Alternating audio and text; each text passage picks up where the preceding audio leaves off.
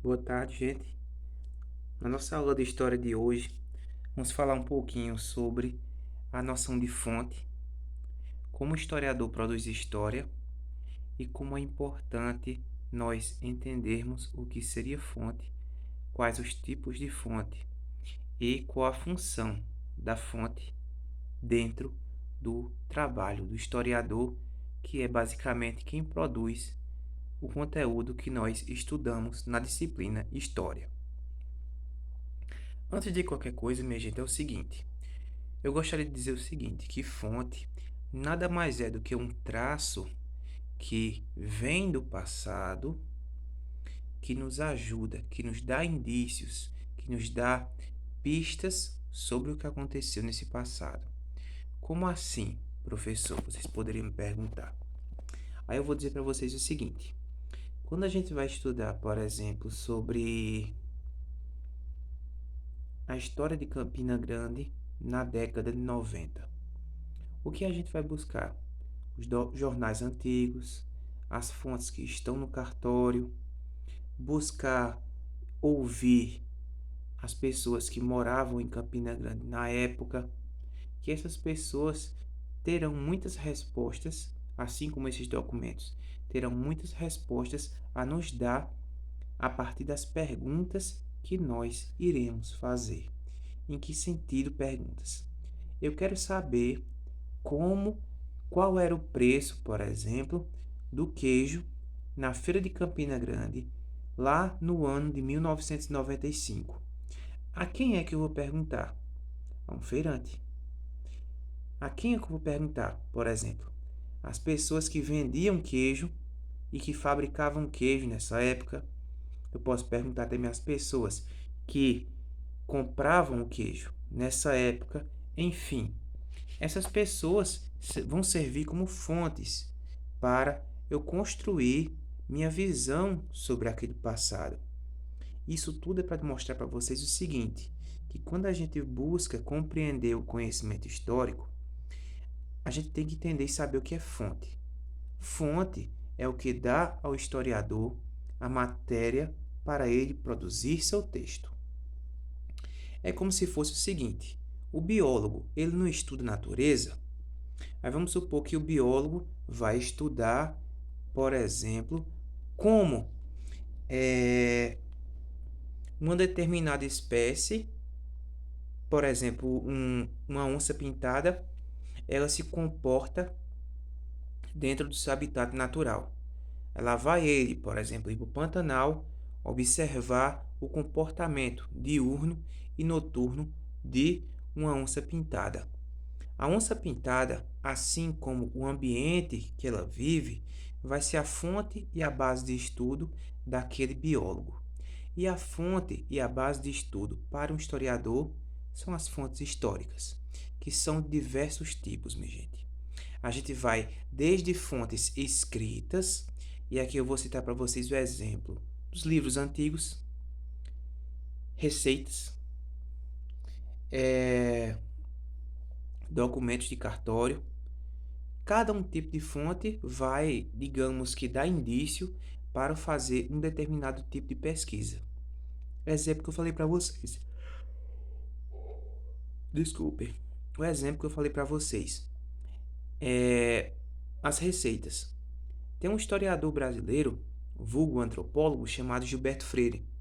E Gilberto Freire fez um livro chamado Açúcar, que é justamente ele analisando como existiam diversas receitas na culinária do Brasil lá no século XV a partir de derivados de cana-de-açúcar.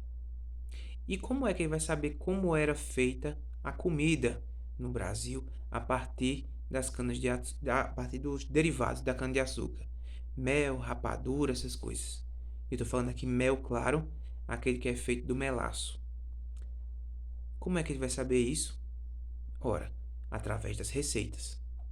Como eu vou saber, por exemplo, fazer uma história sobre a família Campina, a família de Cunha Lima, desde a saída deles lá da região do Curimataú da Paraíba, até a chegada deles em Campina Grande. Como é que eu vou fazer isso? Como é que eu vou saber quem eram os Cunha Lima?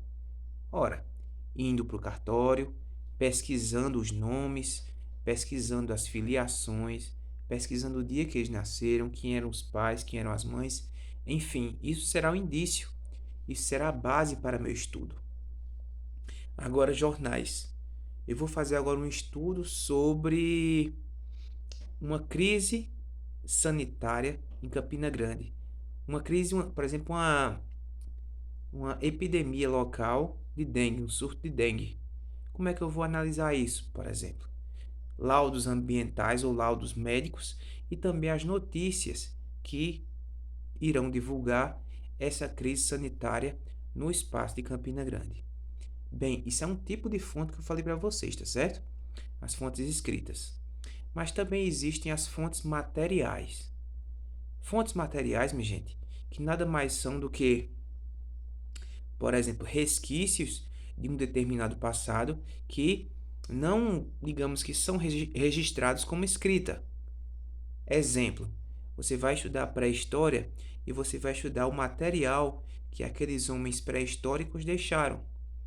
Uma machadinha, você vai estudar um vaso que eles deixaram, uma urna que continha alimento ou qualquer outra coisa nesse sentido. Tudo isso são fontes materiais deixadas por um determinado povo que nos demonstra como eles se comportavam, ou nos dá alguns indícios de como eles se comportavam, certo? Outro exemplo de fonte material, eu posso muito bem analisar a arquitetura das casas. A arquitetura das casas, como eram construídas, por exemplo, na década de 20. Qual a influência quando você passa ali pelo centro de Campina Grande, que você vê aqueles casarão antigo, você vê assim, você diz, essa casa é tão estranha, é tão diferente e tal. Por quê? Porque existe uma referência de arquitetura ali que é diferente hoje, né? A forma como as pessoas constroem as casas é histórica, porque obedece a uma demanda, está ligada a uma cultura. Exemplo, você vai buscar arquitetura no Japão. São casinhas pequenas e simples. Por quê? Lá existe uma tentativa de otimizar, usar o máximo possível o espaço e também o tempo. Por isso as habitações são pequenas. Já que no Brasil, por exemplo, as casas de sítio são gigantescas, são enormes.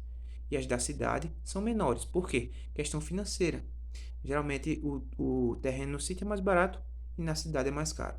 Então, isso é um exemplo de cultura ou fonte material, certo? Fontes orais, que eu já falei para vocês, o caso das entrevistas, que podem servir muito bem para a gente fazer boas pesquisas. Também pode ser, claro, pronunciamentos de um político. Por exemplo, um político fala sobre a crise sanitária no Brasil com relação ao Covid. Isso serve como uma fonte para ser pesquisada, pode ser agora ou num futuro próximo, certo? Músicas também podem ser fontes. Videogames também podem ser fontes. Tudo pode ser fonte na medida que caiba dentro da pesquisa do historiador. Então, minha gente, eu gostaria que isso ficasse bem claro para vocês, tá certo? Fonte nada mais é que um indício do passado que o historiador trouxe para a sua pesquisa e começou a fazer perguntas a esse resquício do passado. Por exemplo, o que isso revela sobre determinada cultura? O que, por exemplo, essa receita, uma receita que está aqui em minha mão, da década de 20, fala sobre a sociedade brasileira. Ela vai dizer como eles comiam, certo? Pode falar muito bem como eles se comportavam ao comer aquilo. Por exemplo, se é uma receita feita para comer com as mãos, revela como era a conduta das pessoas na mesa.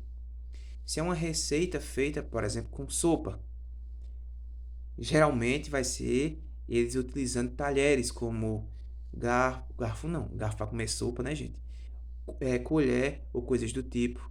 Enfim, dependendo da pergunta que você fizer, a fonte lhe trará muitas respostas.